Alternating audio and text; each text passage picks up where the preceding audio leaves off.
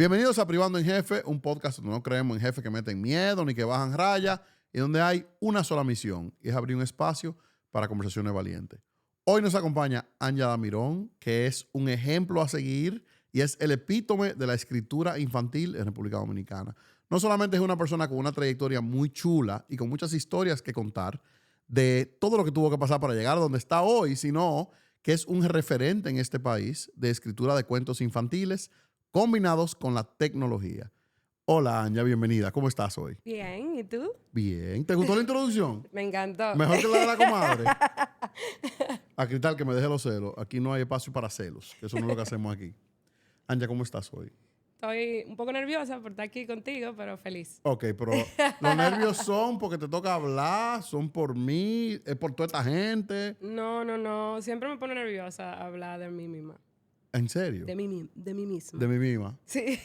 ¿Y eso es toda la vida? Siempre, sí, siempre. Antes es que yo no lo hago nunca.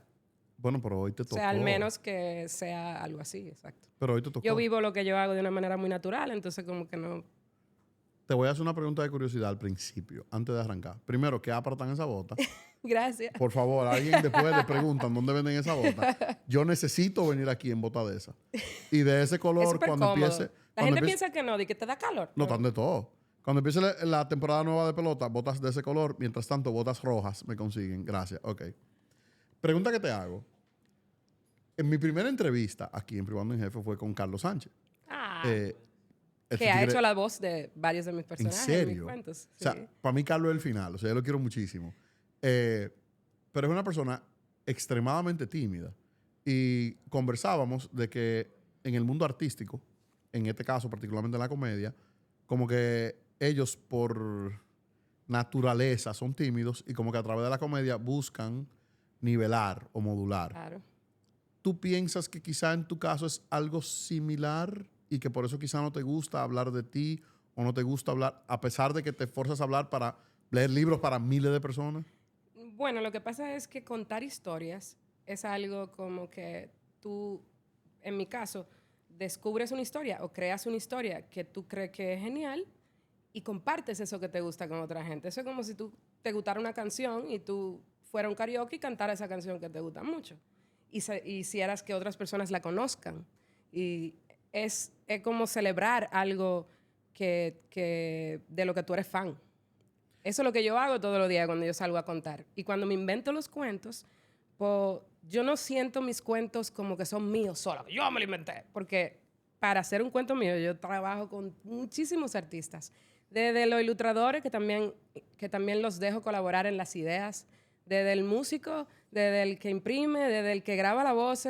Todo el mundo le agrega ideas, creatividad, buena onda, y al final al final ese producto que sale empezó con una idea que yo tuve, pero se convierte en algo impresionante con cada paso del proceso de crearlo. Entonces yo tampoco siento esa... Hoy mismo yo puse un post porque estuvimos grabando voces hace 2 días con 20 personas talentosísimas de aquí. Wow. A 10 ni siquiera yo las conocía, la conocí en el momento que fueron a grabar.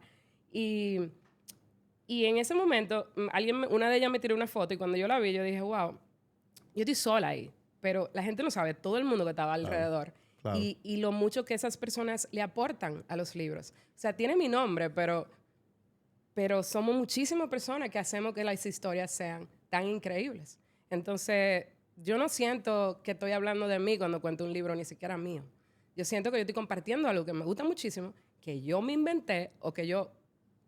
qué sé yo, que surgió de una pequeña idea que yo tuve y yo trabajé en el desarrollo de que eso exista.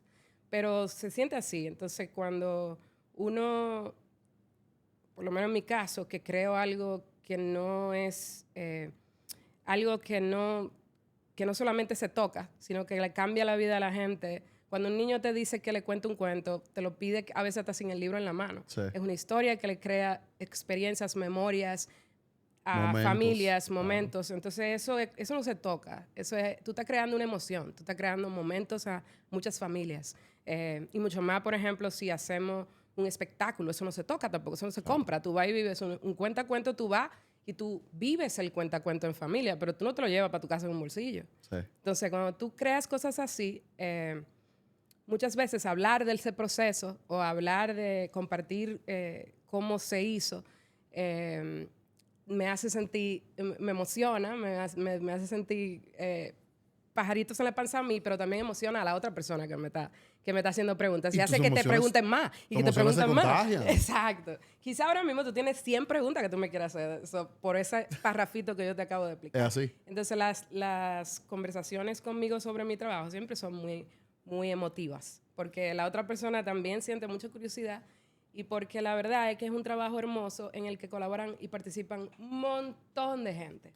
Me identifico mucho contigo por 2 razones. Tanto por Privando en Jefe como por Trushore. Por Trushore, en el sentido de que, irónicamente, yo tuve mi evaluación anual esta misma semana. Y una de las cosas que surgieron durante la conversación fue como que, Abraham, ¿qué tú quieres en 5 años, en 10 años, en 15 años? ¿Tú quieres irte fuera? ¿Tú quieres dirigir una empresa más grande allá? ¿Tú quieres dirigir otra división? Y yo, mira, yo soy tan feliz con lo que yo hago. A mí me encanta esta vaina. O sea, a mí me encanta venir aquí todos los días. O sea, y el nivel de interacción que yo tengo y la cantidad de problemas que resuelvo y el tipo de problemas a mí me fascina. Entonces, me identifico mucho contigo en el amor que tú sientes por lo que tú haces. Encima, cuando tú dices, bueno, este cuento fue como que un inception mío. Yo dije, mira, ¿qué tal si hacemos esto? Y después entra tanta gente a colaborar. Es lo mismo que Privando en Jefe. Tú miras alrededor, mira la cantidad de gente que hay aquí. Nada más me ven a mí. Exacto. Pero, o sea, yo pongo mi granito de arena, pero es parte de un engranaje muchísimo más grande y muchísimo más complejo. Y hay mucha belleza en eso. En el caso mío también pasa que nosotros inventamos mucho, hacemos cosas que a veces las mismas personas que trabajan haciendo lo que estamos haciendo nunca lo han hecho. Por ejemplo, ayer, las 20 personas que grabaron voces, la mitad nunca habían hecho eso. Los retaste. Entonces, no es que es un reto, es que a través de nuestro proyecto viven experiencias interesantes que los hacen crecer profesionalmente. Claro. Cuando yo traigo a un autor de Sri Lanka que sacó el pasaporte para poder salir de su país por primera vez, wow, yo estoy aportándole a esa persona mucho más que hacer un libro. Yo estoy regalando una experiencia que lo va a ayudar a crecer profesionalmente. eso está Entonces, perísimo. nosotros en nuestro trabajo hacemos mucho eso. Cuando al músico con el que yo trabajo, yo le digo, oye, ¿y si hacemos una sinfónica? Y él tiene que trabajar con un director para escuchar su música orquestada por 60 músicos por primera vez. Sí, es un trabajo, pero él está creciendo como profesional, Claro. está viviendo una experiencia a los 30 años, Sí. que normalmente tú la vives a los 60, a los 50, a los 40. Entonces, todas las personas involucradas en nuestro proyecto viven cosas así. Entonces, es como un proyecto que no solo es innovador para el cliente que recibe el libro en su casa, sino también para todo el mundo que está involucrado. O sea, los autores vienen aquí y viajan y los niños lo conocen, aprenden que los libros no son como una piña que sale de una mata, Sí. que hay personas que tienen ideas y trabajan y colaboran creándolos, hacen un dibujo y se dan cuenta que paso a paso pueden dibujar igualito que el ilustrador. Así que un día quizás ellos pueden tener ideas y también trabajar haciendo dibujos. Eso está perísimo. De Entonces, hecho, como que todas las partes que combinan nuestro proyecto, como que son tocadas por cada cosa que hacemos y hacen que uno ame lo que uno está haciendo. Como que le coja cariño a lo que está haciendo y uno está contento. Antes de ayer en la grabación parecía una fiesta. Todo el mundo estaba feliz. Porque todo el mundo estaba como en un parque de diversión. Entonces, a nosotros nos gusta mucho pensar en experiencias que sean enriquecedoras para nosotros como equipo y como profesionales individualmente. O sea, que cada una de las partes involucradas esté no un reto, sino tenga un challenge. Como, digo, reto y challenge es lo mismo, pero como que... Something to look after. Algo que probar. ¿Y si hacemos tal cosa? ¿Y si... O sea, ese lápiz existe porque un día yo llamé a un amigo mío que vivía en Austin, trabajaba en ingeniero en sistemas, a las 3 de la mañana y lo llamé, ven acá. ¿Es asible el hecho de yo tener mi celular y darle un botón y suene un sonido y darle al lado y suene otro, como poner el celular al lado de un libro y darle y que suene un sonido? Es un soundboard, eso es como un piano, claro. No durmió y al otro día, eso era un viernes, el lunes ya yo tenía mi app con el que yo uso para contar. Wow. Entonces, yo uso mucho la palabra asible porque no existe, pero Sí, yo sí. lo pregunto mucho, ¿eso se puede hacer? Sí, Eso, factible. Yo te entendí al principio y me tripió. Es posible hacer eso. Entonces yo soy muy así, yo soy muy curiosa. Se me ocurre, cuando yo vi ese la primera vez, me querían comprar los derechos a mí de un libro mío de Tuntún, una gente en Taiwán. Y me estaban enseñando cómo funcionaba. Y yo, la señora terminó, yo le dije, ¿cómo yo tengo eso? ¿Qué hay que hacer para tener uno de esos? Yo misma.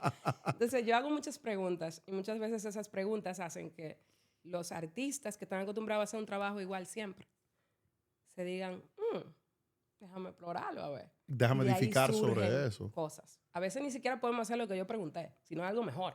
Claro. Porque cuando te pones a explorar una idea que tú no sabes si se puede hacer, tú también comienzas a decir, pero espérate, ¿y si hacemos esto? Claro. Entonces al final se convierte como un juego en el que todo el mundo está como emocionado y aportando ideas y haciendo preguntas. Y edificando, porque a veces tú dices, cónchale, a mí se me ocurrió tal cosa y suelto este Inception y llega alguien y en vez de decir algo completamente distinto, dice, mira, me encanta esto y qué tal si esto otro y esto otro. Eso es impresionantemente importante.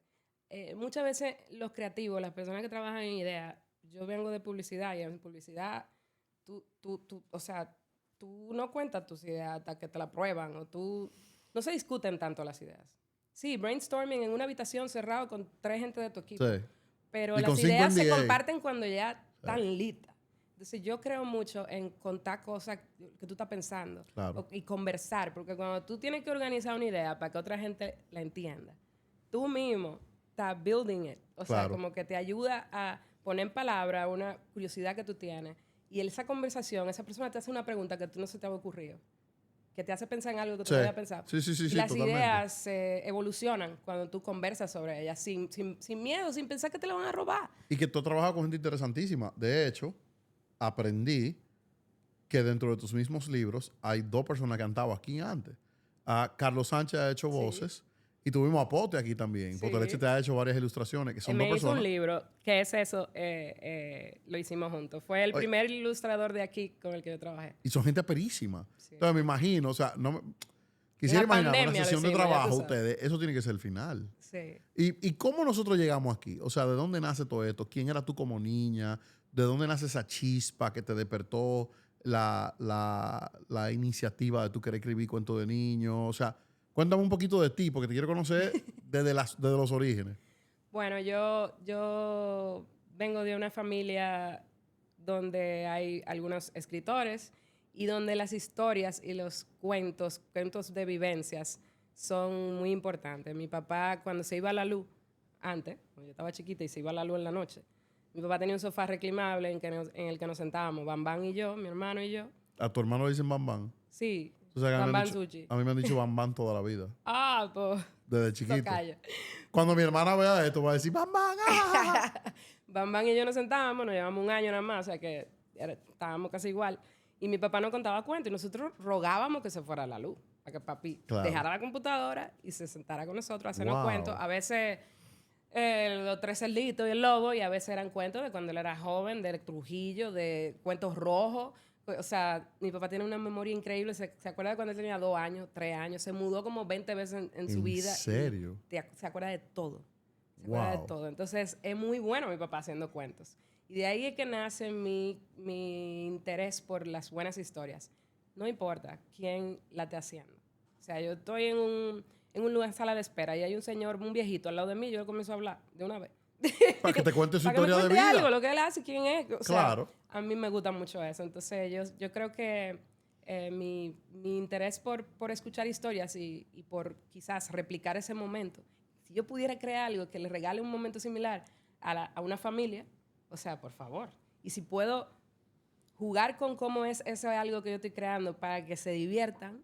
O sea, cuando yo le entro una canción, un cuento o onomatopeya, yo lo que estoy pensando es cómo en el papá va a decir tron, tron, tron, tron, y el niño se va a reír. O sea, en el momento que eso provoca. Entonces, yo creo que eso fue algo que me marcó. Yo me di cuenta después que eso parece que es una de las cosas que yo más disfruté en mi infancia y me encanta poder regalarle eso a familias de hoy, que estamos tan desconectadas también. Pero incluso en aquel tiempo era cuando se iba la luz, que mi papá nos contaba. Claro, no era así que no había celulares, claro. Pero igual. Claro. no era tan fácil. Y se ha hecho mucho más difícil hoy en día. Sí. ¿Qué hubo en el in-between?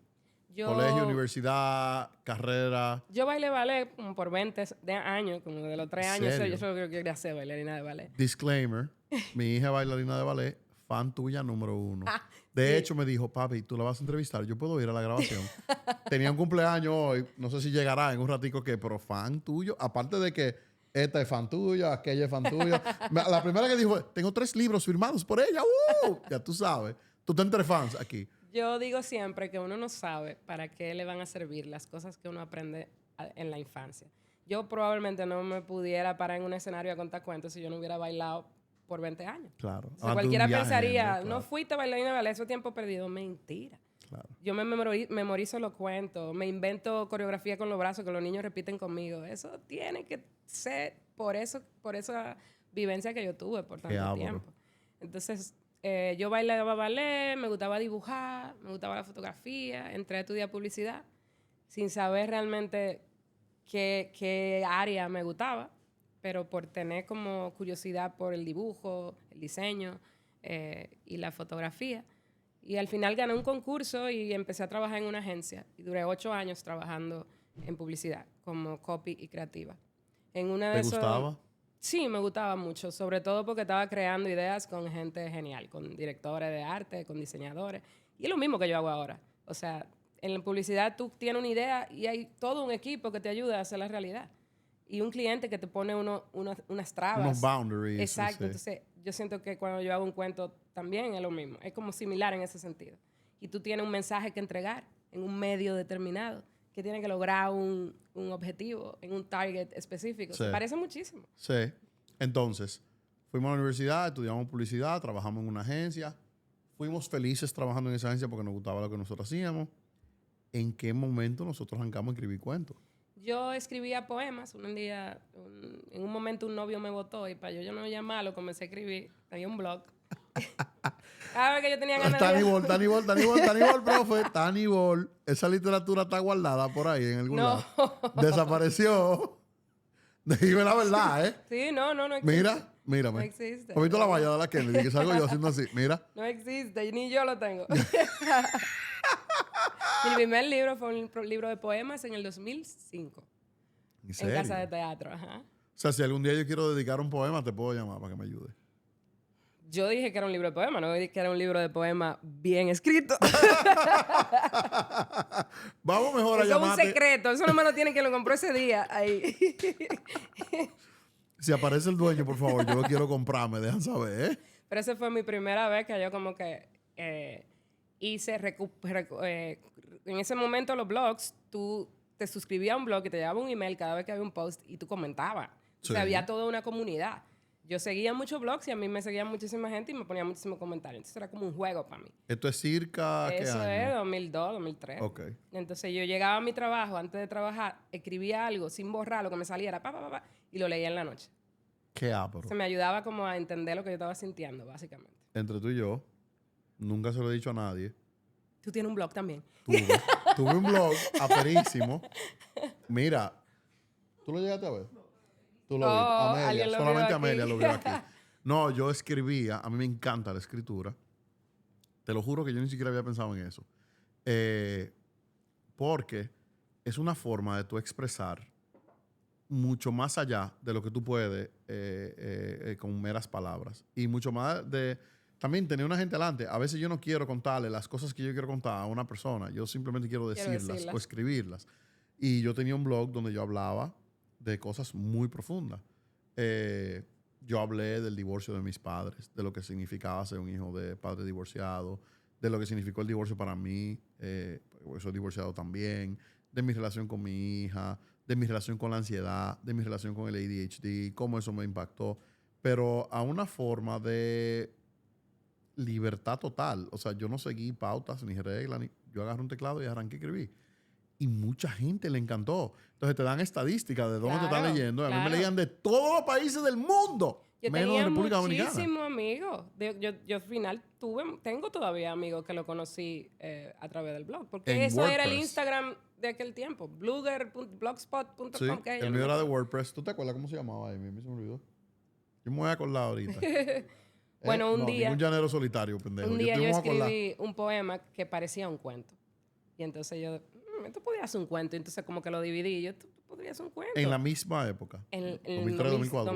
2007 fue eso. Y yo busqué en blogs ilustradores. Y Pablo Pino, el ilustrador argentino con el que más yo he hecho libros, tenía un blog de caricaturas.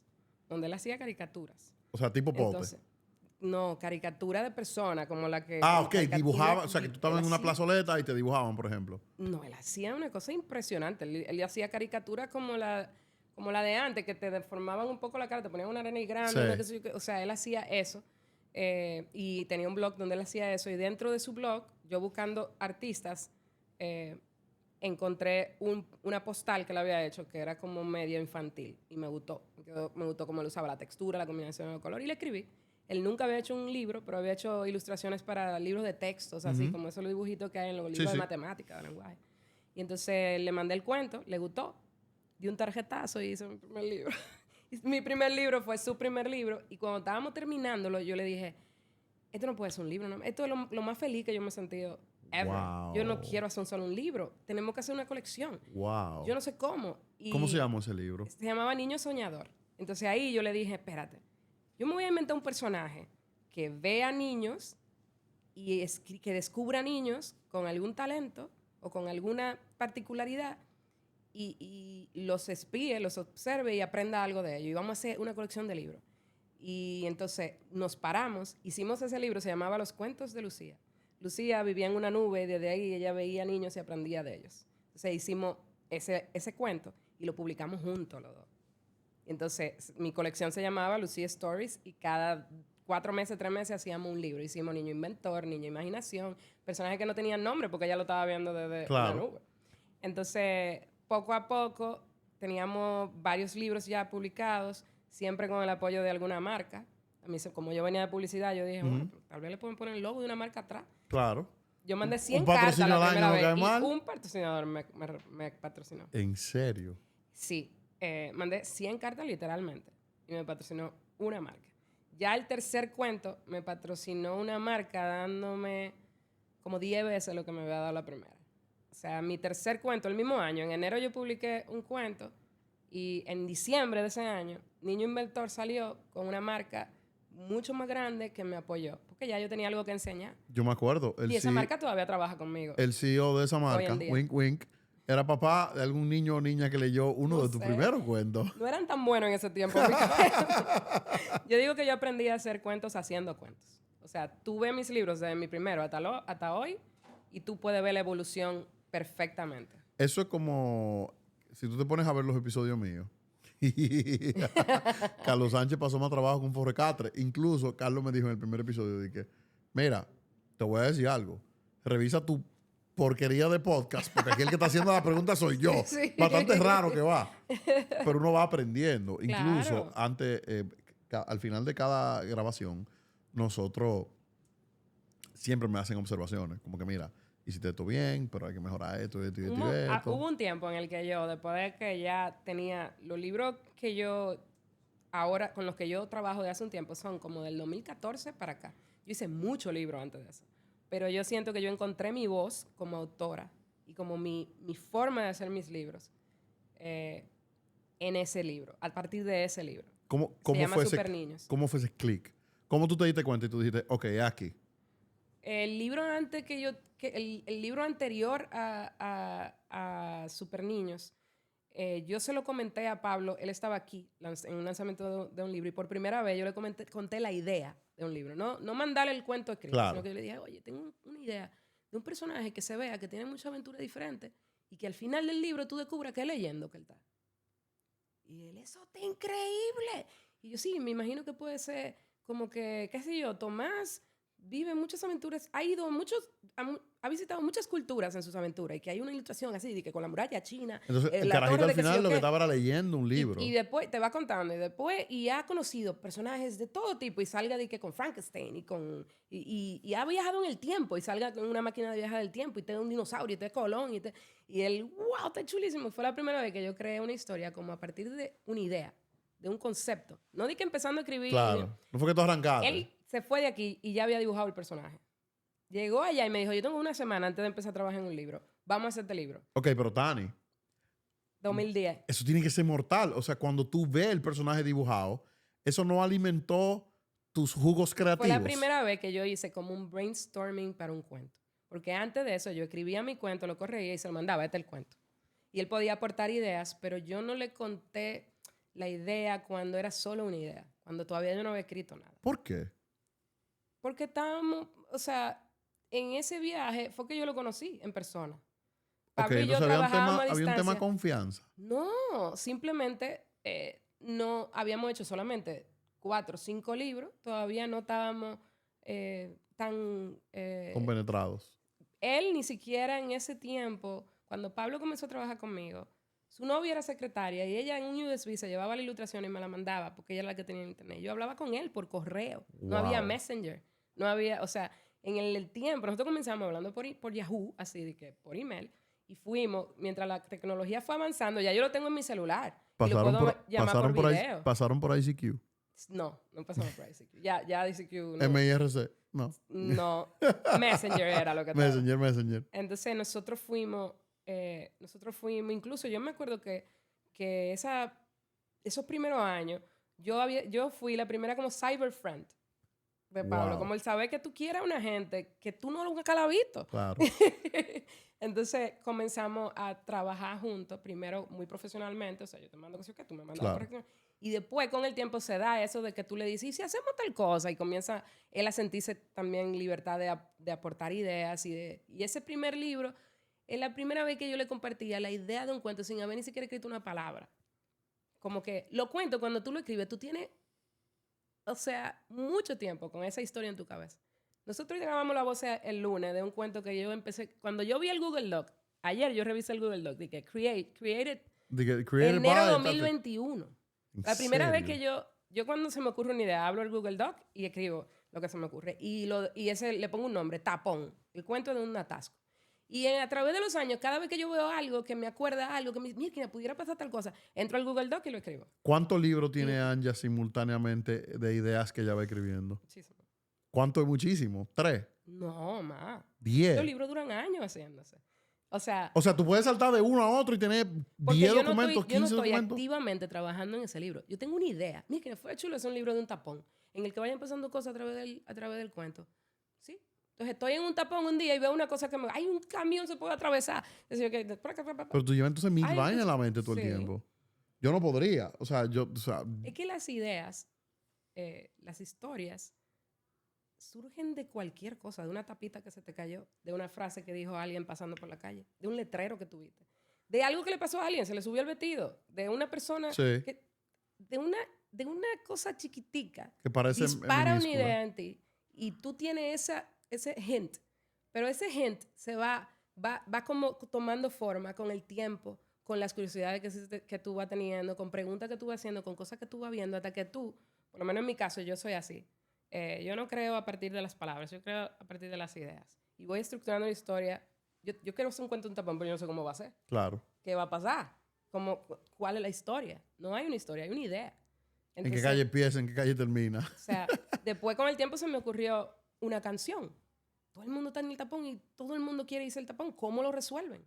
Y yo me inventé la canción en el 2000. Yo tuve la idea de hacer ese cuento en enero y como en mayo ya yo tenía la cancioncita que grabamos ayer. La misma, no se cambió nada. Qué locura. Mi sobrinito, que tiene 4 años, yo lo llevo al colegio a veces, conoce esa canción. O sea, porque es una canción divertida. Y él un día, yo le dije, la canción termina diciendo, ¿quién nos va a ayudar? ¿Quién nos va a ayudar? ¿Cómo podremos este atasco acabar? Pero tú cantas ¿Quién podría encima. ayudarnos? Y él íbamos caminando y él me decía, ¿los bomberos? Y yo, puede ser, sí. ¿Los policías? Y yo, sí. ¿Los constructores? Y yo, el libro es así mismo. Eso hoy está en de día. todo. O sea, la idea de que hay el tapón y vienen a tratar de ayudarlo. Mira y no los fans pueden. tuyos, mira los fans derritiéndose, O sea, míralo derritiéndose. Yo le dije a mi cuñada ayer, yo quiero que Charles grabe una frase del cuento porque sin él Claro, ese cuento no no fuera hubiese como es. existido. Entonces, a veces, un niño de 4 años te dice una palabra y tú, ya, tú tienes la historia. ¿Entiendes? O sea, como que hay algo que tú ves que te regala la estructura. Eso es lo que va a pasar en la historia. ¿Qué aporta eso? Y tú sola, A veces eso pasa independiente. así, a veces toma 4 años. Me imagino. Tú sola, independiente. Porque hay personas que... Mira, hay gente que tiene un poco de suerte. Mira, ahí llegó mi hija. Ese es fan número 1 tuyo, para que tú sepas. ¡Hola! Tú, en tu estado de independencia, hay personas que tienen suerte, que tienen un talento, alguien lo descubre en el tiempo y empiezan, vamos a llamarle, apadrinada desde el principio. No fue tu caso. En tu caso fue con cierta independencia. ¿Cuáles fueron los retos más grandes que tú manejaste estando sola y cuáles aprendizajes de ese momento? Yo todavía estoy aprendiendo. Okay. O sea, nosotros innovamos tanto y tratamos tantas cosas nuevas en el tiempo que yo todavía, cada vez estoy aprendiendo algo nuevo. Pero sí, al principio, y mucho más si tú estás haciendo algo que no se hace aquí. O sea, todavía hoy en día, mi primer libro yo lo lancé en el 2007, todavía aquí no hay otra editorial que publique álbum ilustrado, el tipo de libro que yo hago. Wow. Entonces, yo no tengo de quién aprender, no hay referencia. Ni podía coger un curso de cómo hacer un cuento de esa forma. Yo haciéndolo y probando, libro a libro, fui viendo, esto funciona, esto no funciona. Mis primeros libros fueron en tapadura y me estafaron. ¿Cómo fue? El fin de semana antes de la puesta en la puesta en circulación era un martes y el sábado yo me enteré que no había ningún libro impreso. O sea, y yo se tenía quedaron con los relaciones cuartos y no imprimieron públicas, nada. la Navidad, era en enero, la puesta en circulación. Hay que con ese dinero pagamos la Navidad. En un fin de semana yo tuve que hacer los libros. Y eso es una tragedia, pero ¿tú sabes qué pasó? Que por ese problema conseguimos 3 imprentas que durante sábado, domingo y lunes amanecieron imprimiendo los libros, pegando, cosiendo. Y yo vi cómo se hacía un libro. Adentro yo estaba pegando libros, compaginando, comiendo pizza con toda la gente que estaba haciendo los libros. Wow. Entonces, desde mi primer libro, yo estaba metida en la imprenta viendo cómo se hacía el proceso entero. O sea, no es que Uni que Ani, que te van a hacer Todavía un hoy, cuento. yo voy a esa imprenta y están la misma gente trabajando y son así. La misma persona que me imprimió mi primer libro, todavía me imprime mis libros. Wow. Ahora yo imprimo en Taiwán con el lápiz mágico, pero cualquier cosa que yo tenga que imprimir aquí, y por muchos años, esa es mi imprenta. Ese señor me salvó.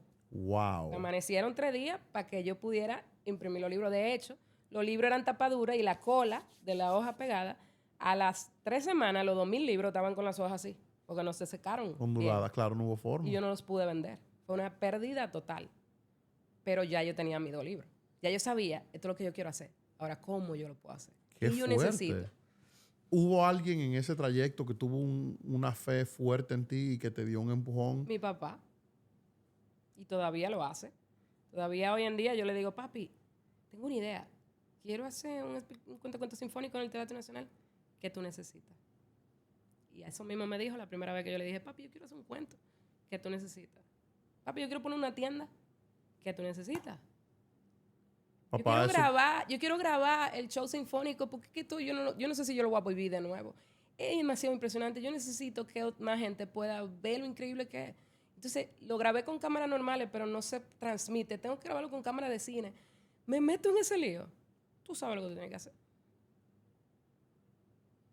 ¿Cómo tú lo vas a resolver? No sabemos. Pero yo estoy aquí. Pero hay que hacerlo eso. Wow. Entonces, los artistas muchas veces necesitamos sentirnos que aunque necesitamos hacer algo loco, it's your duty to do that. Claro. Porque ahora mismo tú no sabes cómo. Cuando yo vi ese lápiz, yo dije, yo quiero de eso. Cuando me mandaron la cotización, yo dije, ¿cómo yo voy a conseguir tanto dinero? Claro. Para hacer 3 libros. Nunca yo había buscado un patrocinio tan grande. A los 3 días a mí se me ocurrió cómo. Mándame el lápiz y mándame los stickers grabables de eso. Yo había hecho un libro unos meses antes para una marca que no había salido todavía. Estaba listo, pero no se había impreso. Porque estábamos en la pandemia.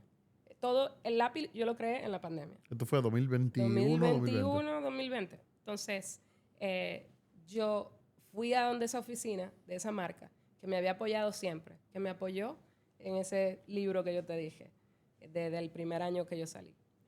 Fui con el libro que yo le hice a ellos, impreso, una versión digital que imprimí, con los stickers pegados. En el elefante, un sticker que tenía el sonido de un elefante. Y yo le dije a ellos, ven a ver esto. Y le conté el cuento que ya yo había hecho para ellos con los sonidos. Qué Y locura. la respuesta fue, ¿cómo tenemos eso? La misma respuesta. La misma pregunta que yo le hice a Taiwán. Ellos me hicieron lo mismo. Y yo, miren cómo. Vamos a hacer 3 libros míos y que cada vez que alguien compre el kit, venga con el libro de ustedes. Y que el de ustedes también tenga sonido. Qué locura. Y a la semana me dijeron sí.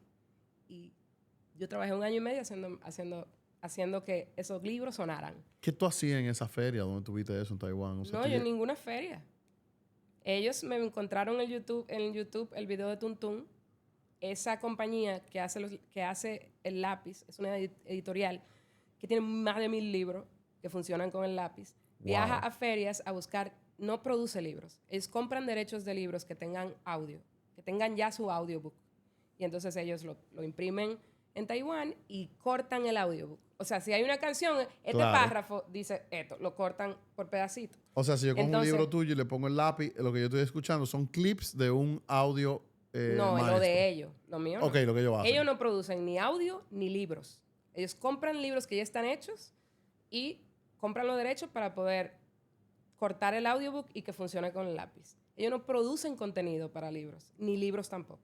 Entonces, cuando yo vi eso, ya yo tenía mi app que hace sonidos, que yo uso, que yo tenía ya del 2019 usándola, conté en vivo en la pandemia todo el tiempo, usando música y sonido, y la gente no entendía cómo yo lo ponía, y era con mi celular.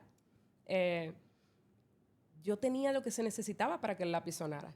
Ya en mi app yo tenía todos los sonidos de los libros divididos por MP3. El sonido del lobo, el sonido del río. Entonces yo vi el lápiz y yo dije, no se necesita leer para usar eso. O sea, para ti el lápiz fue el complemento perfecto a lo que ya tú habías Yo iba creado. a lanzar mi app. Y el app, una mamá lo puede usar con su hijo. Porque tú tienes que leer que es el sonido del lobo. Claro. Que es el sonido de la lluvia. Pero el lápiz es muy intuitivo. No necesita instrucciones. Tú lo prendes y un niño de 1 año hace así. Y a los 5 minutos ya él sabe que donde la punta suena. Entonces yo dije, yo tengo lo que se necesita para que ese lápiz funcione. Y yo le pregunté a ella, entonces comencé y le dije, ¿y por qué nada más suena la letra? Claro. ¿El río no puede sonar? Sí. ¿Y los personajes pueden hablar? Claro, todo puede sonar. ¿Y por qué ustedes no lo ponen a hablar? Es que no podemos agregarle contenido, no tenemos Porque no tenía derechos. más audio, claro. Y yo, o sea, que yo le puedo agregar lo que yo quiera a los cuentos. Sí.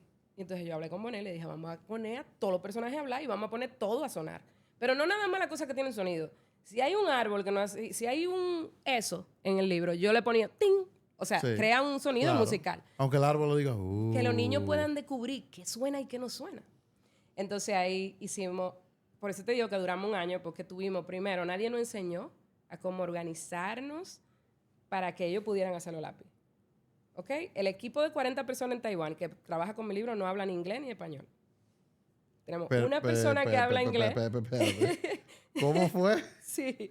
O sea, tú no hay Tenemos forma de tu comunicarte Hay un con ellos. intermediario que habla inglés, que es la persona con la que yo trabajo los libros, y ellos no nos dijeron, miren, cuando vayan a poner los sonidos, agrúpenmelo en folder por doble página, y entonces le ponen un nombre a cada que sí o que no. Bonet y yo creamos nuestro propio sistema de hacer la música de nuestro libro. Pero nuestro libro no tiene de que un sonido por doble página. Tiene 1000 sonidos, 700 sonidos, porque todo habla, y los personajes hablan hasta más de una vez. Tú le das y dice una cosa, tú le das de nuevo y dice otra. ¿En serio? Puede hablar hasta 4 veces. O ¿Qué aporta eso? que el niño puede ser que la venteaba ve que tenga el libro en la mano y que Está descubra viviendo una que experiencia dice algo diferente, más. claro. Se pasan meses todavía descubriendo cosas porque no tiene instrucciones. Nada, tú no sabes qué suena y qué no suena. Entonces tú puedes estar explorando y descubriendo cosas nuevas todo el tiempo, por mucho tiempo. Deja espacio para la creatividad en algo que Y ya para está la impreso. exploración, Claro. para que el niño esté curioso. Dime algo. Has ganado extremadamente mucha popularidad, ¿verdad? En los últimos años. Bueno, Bueno, manín, la mitad de esta gente estaba loca por verte. mi hijo me relaja, dice que tú eres famosa, mami. Y yo le digo, famosa es Shakira. ¿Cómo te ha...? Cuando yo publique un libro y a la hora esté soldado en Amazon, New York Times bestseller, ahí yo voy a ser famosa. ¿Cómo ese avance en tu trayectoria te ha pavimentado el camino? Y si quiero saber si se ha incorporado más personas a lo largo del camino que ahora con fe te apoyan. Claro que sí. Mira, yo no pudiera lo que yo hago no existiría sin el apoyo. No solamente de las marcas que nos apoyan. Todos mis libros tienen una marca detrás que nos apoyan a que yo lo pueda hacer como yo quiera. Y no solo el libro, sino a que podamos hacer espectáculos, a que podamos hacer productos, un peluche, cosas relacionadas con el libro que ayuden a que la familia conecte más con los personajes. Desde un juego de mesa, hasta una canción, hasta un video, todo lo que nosotros hacemos lo hacemos con apoyo. Si no fuera imposible. O sea, las editoriales, en el mundo editorial normal, hacen 500 libros en un año, pero hacen el libro. Sí. Entonces, no tienen recursos para cada libro hacerle un audiobook, a cada libro hacerle un video animado, a cada libro hacerle un juego. No funciona así. Tú te lo buscas para los tuyos. Eso sucede con un libro. ¿Cuántos Harry Potter hay? O sea, sí. eso sucede con un 6, libro 7. y se hacen millones de libros todos los días se publican millones de libros. Entonces, eso que nosotros hemos podido lograr con nuestros cuentos, de que tengan tantos recursos alrededor de las historias y de tener tantas formas de experimentar un cuento, que es lo que realmente yo creo que nosotros mejor hacemos. No lo hubiéramos podido lograr sin el apoyo de las marcas que nos apoyan, del público que compra los libros, porque si no vendiéramos no pudiéramos seguir haciendo libros. Claro. Eso es muy importante. De los colegios que nos permiten ir a mostrar, cada vez que sacamos un libro, nosotros duramos 3 meses yendo a un colegio todos los días. Y por eso miles de personas tienen el libro. Wow. O sea, en vez de yo tener una tienda y que vengan a donde mí los niños, yo voy a donde están los niños. Claro. Y hago un intercambio con los colegios, yo te regalo un cuentacuento y tú me permites vender mi libro. Tú eres... Es como muchas alianzas. Por eso los colegios me están apoyando haciendo eso. Claro. Y las marcas me están apoyando porque a través de mí pueden llegar a los colegios, pueden llegar al centro comercial. Entonces, me imagino que hay un poco de orgullo. Un ecosistema grande. Hay un poco de orgullo nacionalista ahí, porque en República Dominicana lo que tú estás haciendo no existía. Sí, yo siempre digo, a mí me dicen, tú te tienes que ir de aquí. Tú no eres famosa mundialmente porque tú vives aquí. Y yo a veces digo, yo creo que mis libros no fueran como son si yo no estuviera aquí, donde tú puedes, con una conexión, estás sentado con el presidente a los 2 días, donde tú puedes hablar con un músico, o sea, nosotros tenemos mucho arte y mucho talento a la mano, sí, accesible. O sea, yo trabajo con un músico que yo no lo conociera si yo estuviera aquí, si yo no estuviera aquí. Yo pude hacer un cuentacuentos sinfónico porque yo conozco a Luigi, porque yo conozco a qué sé yo quién, porque uno se conoce. Claro. Y a quien tú no conoces, tú le mandas un DM y te responde. Sí. Tú le preguntas a alguien. Entonces, el vivir en un país tan pequeño, donde hay tanto talento, hace que sea más fácil que las colaboraciones sucedan y que la gente se anime a participar. Porque porque ve que tú estás creando algo tan chulo que I want to be part of that. Claro. O sea, claro que sí. A mí a veces me dicen, ¿cómo que tú logras juntar tanta gente famosa junta? ¿Tú la conocías? Y yo no. Yo le escribí. Le dije, hola, mira, yo soy Anja. Yo hago cuentos, mira cómo son mis cuentos. A mí me encantaría que tú hicieras una voz de un cuento mío porque me dijeron que tú eres buenísima haciendo eso. Y al otro día esa persona está conmigo. Eso me acuerda a un cuento de una productora una vez que te escribió y te dijo, mira, yo soy fulana de tal, yo soy la productora de un podcast que se llama Privando en Jefe, me gustaría que tú nos acompañes. Fue por DM que te tiraron, ¿no? Sí, por DM, por WhatsApp, yo no sé. Y aquí estamos. Exacto. Mira. Yo creo muchísimo que la necesidad, de la necesidad salen nuevas ideas. Sí. O sea, si yo quizá viviera en Estados Unidos, donde el mundo editorial está totalmente desarrollado, quizá yo no estuviera pensando, ¿qué yo puedo hacer para que se enteren que mi cuento existe? ¿Y si yo vendo en colegio? Si aquí hubieran 27 librerías, yo no estuviera yendo a colegio. No se me hubiera ocurrido. Yo puse una tienda. Sí. Cuando yo tenía mis libros, mi primer libro, yo dije, ¿cómo yo vendo esto? Yo voy a poner una tienda. En Acrópolis tenía yo una tienda. Cuando Acrópolis era la plaza. Sí. Y un colegio me llamó. Mira, usted puede venir a contar cuentos, a presentarnos su libro. Ding, ding. Y el colegio me dijo, si usted quiere, puede traer su libro y venderlo. Nosotros mandamos una circular, ¿cuánto cuesta? Y cuando yo vi que en una mañana yo vi 300 niños y había vendido 200 libros en una hora, yo dije, ¿pero qué es lo que yo estoy haciendo en Acrópolis? Claro. Llamé al señor al otro día y cerré la tienda. Claro. Y la que trabajaba conmigo le dije, vamos a llamar al colegio a decir que nos dejen ir a contar cuentos. Claro. Al mes, mi vida había cambiado totalmente. Wow. Porque estaba vendiendo lo que yo no vendía en un mes, en un día. Entera, claro.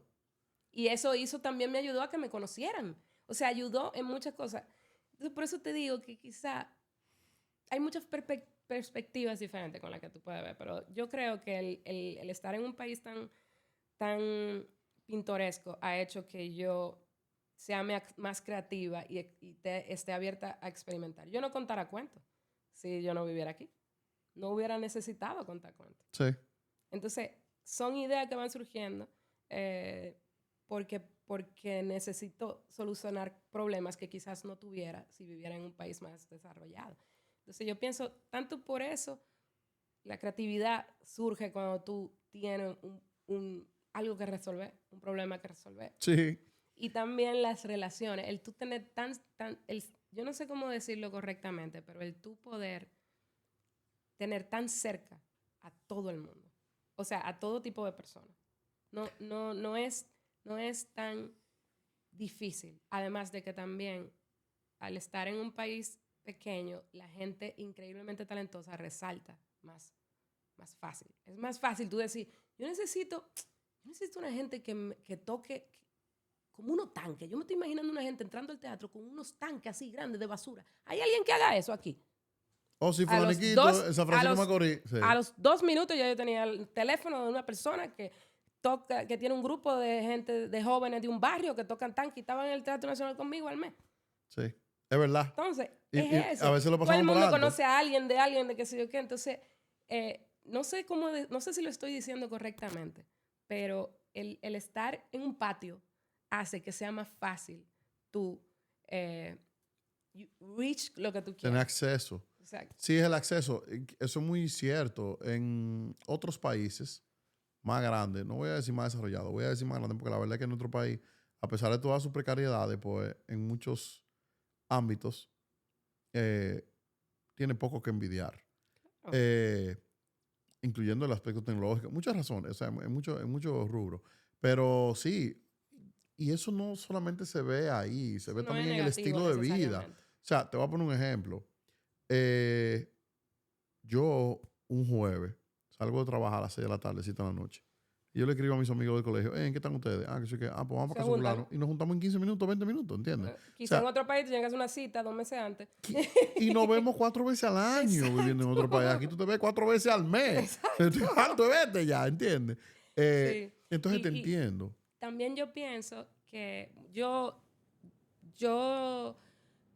he trabajado mucho en conocer cómo funciona realmente el mundo editorial. Yo voy a todas las ferias más importantes casi todos los años y mis libros están en muchos idiomas porque yo creo cuentos pensando en que algún día estén en el mundo entero en muchísimos idiomas.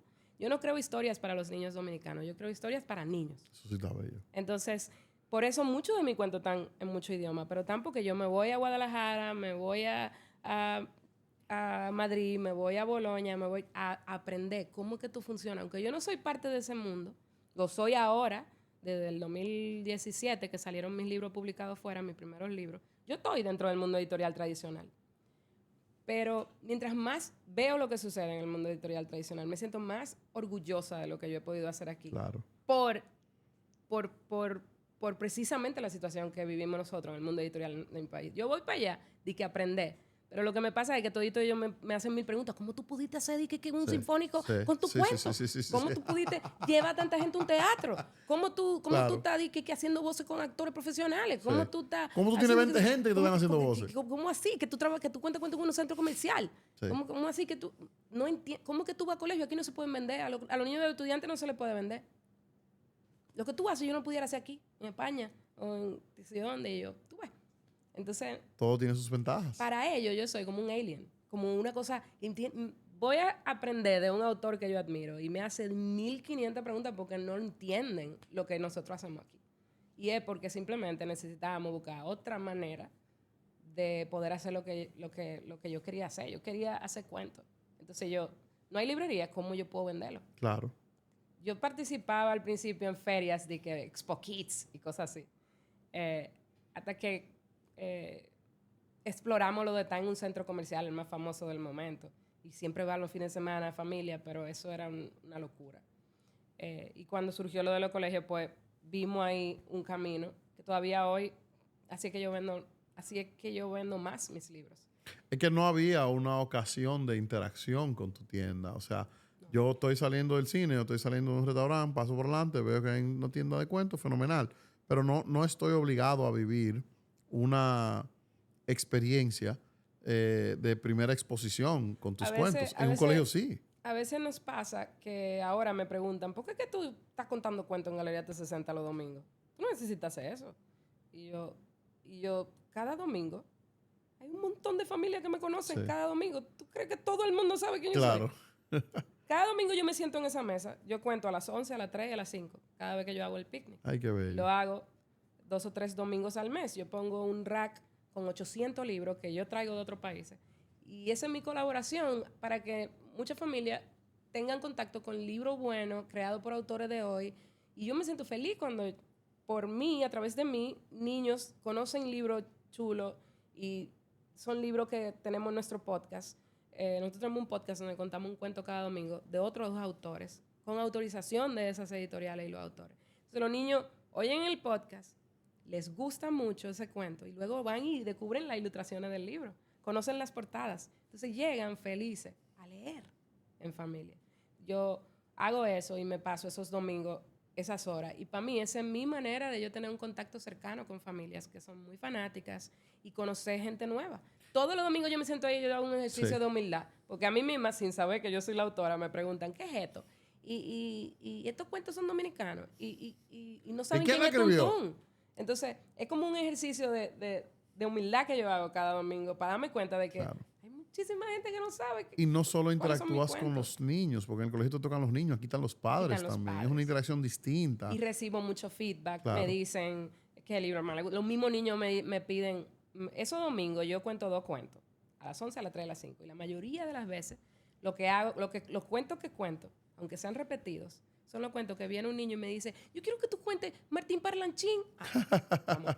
Claro, mío, vamos arriba. ¿Tú sabes lo cool que fuera tú encontrarte con un artista que te gusta, un rockero, y tú decirle, la canción favorita es tal, tú la Sí. puedes tocar? Sí. Y que a los 5 minutos te la toque.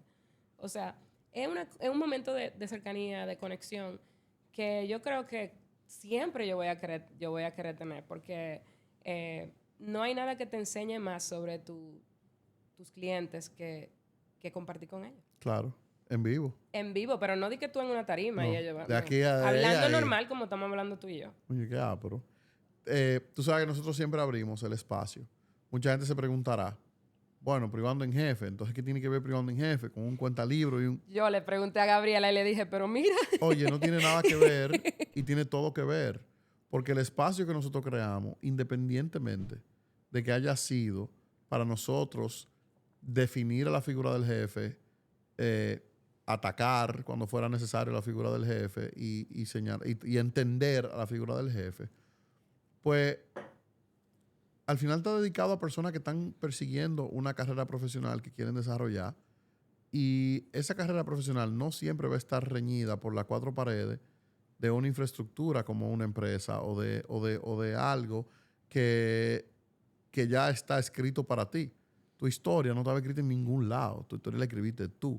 Entonces yo pienso que hay un sinnúmero de personas que se pueden beneficiar de escuchar historias como la tuya, que no siguen un patrón definido y que al final, o sea, te pregunto a ti si en el 2003 tú pensabas que tú ibas a estar donde tú ibas a estar, y francamente probablemente la respuesta sea no. no. Y las vicisitudes que tú no has contado, el tema incluso del mismo lápiz mágico, o sea, como que es una combinación de muchas cosas que pueden inspirar. Abrimos el espacio siempre para que personas puedan interactuar contigo desde el punto de vista de curiosidades, que es muy difícil siendo un material obviamente pregrabado, que puedan interactuar contigo directamente, pero sí lo pueden hacer a través de preguntas que nos envíen. Entonces te voy a leer una historia. Y más que tú contestar una pregunta, porque no es una prueba, es tus 2 centavos, que nos comparta tu parecer. Dice, soy maestra de preescolar y siempre busco maneras de hacer la lectura atractiva para mis alumnos. Pero veo que muchos padres no le dan la misma importancia en casa. Me da culpa. Les sugiero libros, estrategias para hacer la lectura más divertida, y hasta llevo cuentos interactivos al aula. Pero algunos me dicen, es que en casa no tenemos tiempo para leer con ellos, o a mi hijo no le gusta leer. Parece que en su casa no se va la luz. Me preocupa porque la lectura es clave para su desarrollo. Pero si en casa no lo ven como algo importante, se vuelve más difícil motivarlos. ¿Cómo entiendes que podemos lograr que los padres se involucren más en el hábito de la lectura de sus hijos? Mira, nosotros Nosotros trabajamos todos los días para tratar de que cuando un niño tenga contacto con una de nuestras historias, ya sea porque se la leyó una profe, porque vio un libro en algún lado, porque escuchó el podcast, porque me vio a mí en un centro comercial leyéndolo. Tratamos de que de cualquier manera ese niño se cree como un vínculo con la historia, se quede con algo, con la cancioncita, con el juego de brazos, con una pregunta. Si es el niño que te dice, papi, cuéntame un cuento, tú se lo vas a contar. Claro. Entonces, enamorar a los niños de las historias es, yo creo, la manera más rápida y la manera más eficiente. No sé si estoy diciendo lo mismo en las dos cosas. O sea, eficiente de que tú estás yendo directo al objetivo que tú quieres lograr. Y los niños son muy insistentes, dicen lo que quieren. Y cuando un papá ve que su hijo, en vez de pedirle un juguete, en vez de pedirle, llévame a comer helado, quiere ir a oír un cuento. Sí. Llévame a ver a Ángela Mirón. Lo llevan. Entonces los papás también aprenden. Los papás, cuando están en un cuentacuento, muchas veces a mí me pasa que me dicen, oye, ¿qué es lo que a ti más te gusta de los cuentacuentos? Y yo, lo que más disfruto es ver a los papás sentados al lado de sus hijos haciendo toda la moriqueta que yo lo pongo a hacer. ¿Por qué? Porque cuando nosotros llevamos a los niños a algunas experiencias así como interactivas, casi siempre es en cumpleaños o en un festival donde los niños están en un lado y los papás están en el otro. Entonces no se da esa vivencia compartida que sucede en un cuentacuento. En un cuentacuento tú estás al lado de tu hijo, subiendo los brazos, haciendo la cosa, y lo que eso significa, la carita que ponen los niños. Cuando ves que su mamá está cantando contigo, es lo que tú sientes cuando tuvo un concierto con amigos tuyos y están cantando la misma canción, los dos. ¡Ay! Sí. Es lo mismo para un niño. Entonces, generar ese momento... Y es una euforia. Exactamente, generar ese momento, ese vínculo entre la familia y que eso sea algo que pueden compartir juntos. A veces uno no lo entiende hasta que lo vive. Hasta que tú no te das cuenta lo divertido que es leer un cuento bueno con tu hijo, lo que sucede, las preguntas que te hacen, el momento que provoca una buena historia, de conversaciones que no surgirían si no es a través de ese cuento. Claro, que el cuento lo está provocando. O sea, el cuento provoca que, por ejemplo, no tienen que ser una cosa profunda. A veces tú estás leyendo un libro y en el libro hay un splash. Y tú dijiste splash de una manera que hace que tu hijo se ría. Y de repente eso se convierte en un juego entre ustedes. Claro. Que tú haces splash y él se explota de la risa. Atiende. Splash y se explota de la risa. y se explota de la risa porque lo dijiste de una manera graciosa o porque pusiste una cara graciosa. Y de repente eso se convierte en un vínculo positivo con relacionado con la lectura. Claro. Entonces, yo creo que la mejor manera de hacer que las familias entiendan la gran herramienta que son los libros dentro de la crianza y para fortalecer la relación que tienen, reforzar los vínculos y provocar momentos divertidos en los que no estamos hablando de nadie, ni estamos haciendo algo complicado, ni ensuciándonos, ni regando. Estamos sentados leyendo un cuento. Es una diversión muy barata. Sí. Y muy fácil de compartir. Son 10 minutos. Tú lees un cuento en 10 minutos. Y esos 10 minutos impactan de una manera impresionante. Muy uno a uno. Sí. O sea, sí. Mi momento a solas contigo. Es un momento de fortalecer vínculos, por eso te digo. Y las conversaciones que salen, la duda que surgen. A mí hay papás que me dicen, mi hijo me interrumpe demasiado cuando estamos leyendo. Qué bueno que te interrumpe. Eso es emoción. Él está engaged con lo que ustedes están haciendo. Claro. Ten la paciencia de responderle a su pregunta. Motiva lo que te sigue preguntando. Motiva lo que explore, a que piense, a que qué tú crees que va a pasar. ¿Por qué? Es más, pregúntale tú cosas a él. ¿Dónde está el ratón? Para que te lo señale. Eso es lo que debe de pasar. No es callado los dos y tú leyendo y el niño se duerme. No. Es provocar la conversación, la diversión, la risa. No pudimos terminar porque se explota de la risa todo el tiempo. Entonces, no podemos terminar. ¡Qué bueno! El punto no es terminar el cuento. Claro. Es vivir una experiencia mientras lo leemos. Es vivir el journey y no el destino. Exactamente. Hay muchos papás, por ejemplo, que descubren que hay libros divertidos escuchando el podcast. El podcast tú en el carro, tú tienes que estar en el carro, en un tapón. No es que tú estás usando tiempo de otra cosa. Alguien se lo recomienda, ponen el podcast y de repente se dan cuenta de que su hijo, en vez de estar con un iPad en la mano, está cantando y qué sé yo qué. Y es él mismo que te dice, papi, pon tal cuento. Al final, él está experimentando una historia.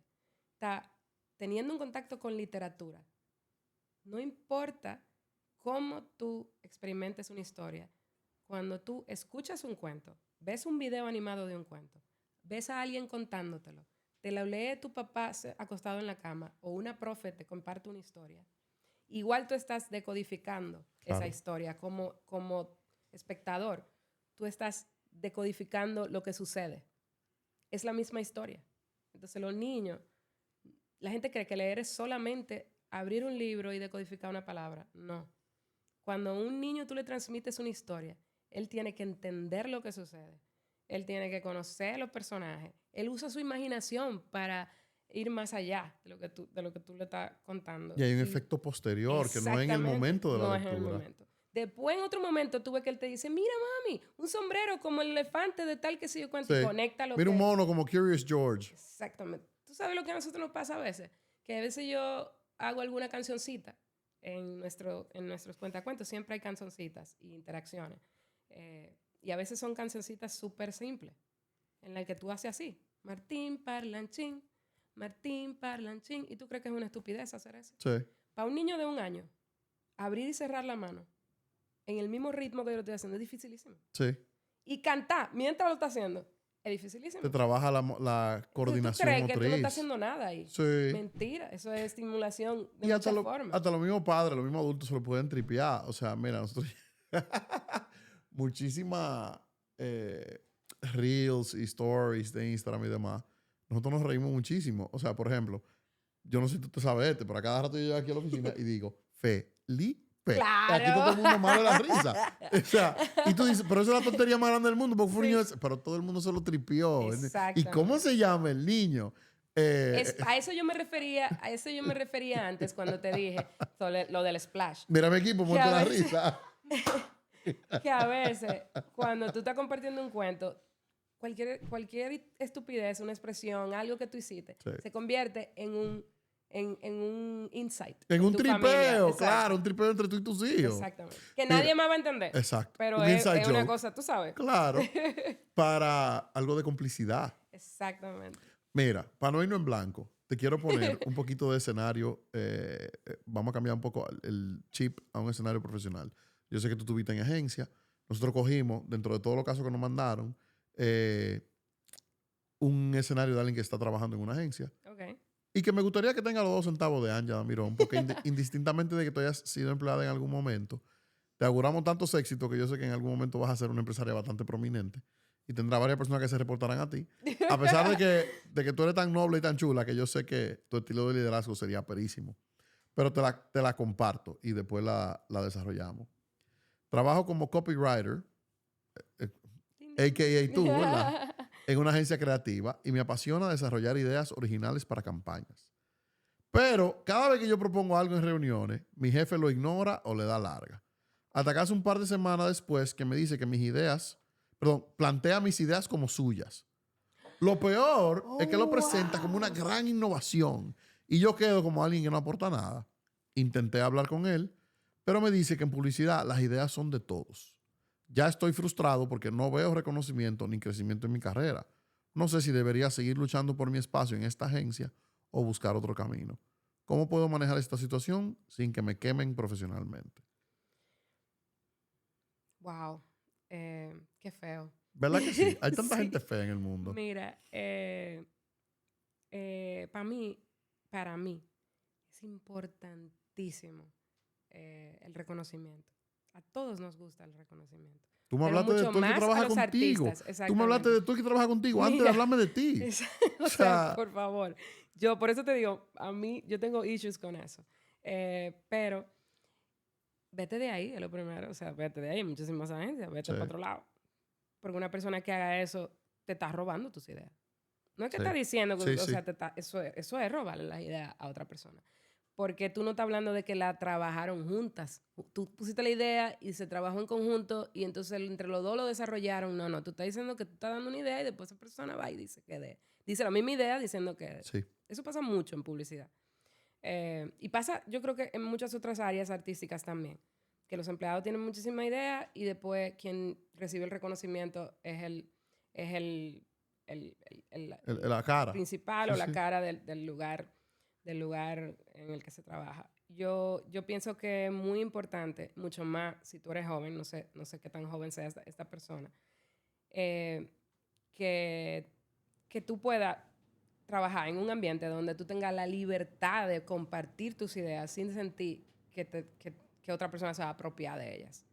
En cualquier lugar donde se creen cosas, ya sea publicidad, ya sea cuentos, canciones, lo que sea, la idea de que varias personas creativas que sepan cada una sobre su área, estén juntas y creen juntos, o sea, creen algo en colaboración, es precisamente que cada persona que es especialista en su área pueda aportar de lo que esa persona sabe. Lo que puede traer a la mesa. O sea, yo hago cuentos y yo me encargo de la primera idea, pero hay un ilustrador que hace los dibujos. Yo no le digo qué dibujar.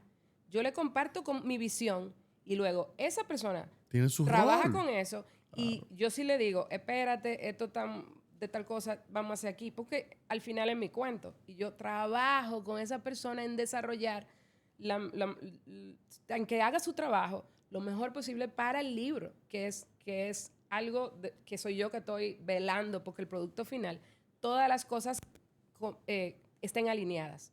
Si la música no está bien hecha para las ilustraciones, o sea, no compagina con las ilustraciones, entonces yo no estoy haciendo mi trabajo bien. Sí. Si la impresión no queda bien, por más música increíble que tenga o por más ilustración increíble, no funciona. Entonces, el jefe de cualquier equipo creativo debe de ser como el director de una orquesta. Debe de permitir que cada instrumento se resalte y se pueda disfrutar, pero que a la vez la armonía que suceda entre todos dé un resultado nuevo. Que no hay idea de ninguno de ellos. Es lo que juntos hicieron. Claro. Entonces, tú me diste un ejemplo aperísimo y nosotros lo vemos como adultos en los conciertos. Bueno, sí. En la mayoría de los conciertos hay muchos músicos que son de muchos reconocer, porque no solamente están pegados, sino que tú dices, coño, es buena música, que terminan su concierto y la banda tuvo espectacular todo el tiempo. Quedaron súper. Fulanito del baterito. Claro. Y hay otros que se paran y dicen, señores, yo quiero que ustedes me tomen un momentico para reconocer mi equipo. En la batería, fulano de tal. Y le dan un momento para hacer un solo. Claro. En el bajo, fulano de tal. En la guitarra, fulano de tal. Brilla. Comulgo mucho con eso. Mira, yo no quiero que se tergiverse. De que yo mucho, en este podcast, en muchas ocasiones, yo digo, bueno, no es tirar la toalla ni renunciar. Tú tienes que hablar con él, o tú tienes que ver si hay un departamento de recursos humanos, o tú tienes que ver si hay alguien que esté por encima de ese jefe tuyo, que tú puedas conversar con ellos. Mira, a veces hay que medir qué tanta atracción tú puedes tener. Una persona que no tiene valores, o sea, tú no puedes sembrar en tierra no fértil. Exacto. Por entonces, eso yo te dije, lo primero que te dije fue que es feo. Sí. Porque una persona que haga eso probablemente, eso es como something que tú haces, o tú puedes claro, hacerlo, o tú no lo puedes hacer. O tú eres de esa calaña o no. Entonces, mira, a veces el consejo es, mira, tú estás quizás en el lugar equivocado. Y es momento de abrirte otros horizontes y de encontrar espacios. Es muy lamentable que hay muchos artistas que solo han tenido esa experiencia, que no han logrado encontrar un ambiente laboral o clientes que les permitan crear. Una de las cosas que a mí más me vuela la cabeza es yo ver qué hace cada uno de los colaboradores, de las personas con las que yo trabajo, yo te doy esto, what are you going to do with it? O claro.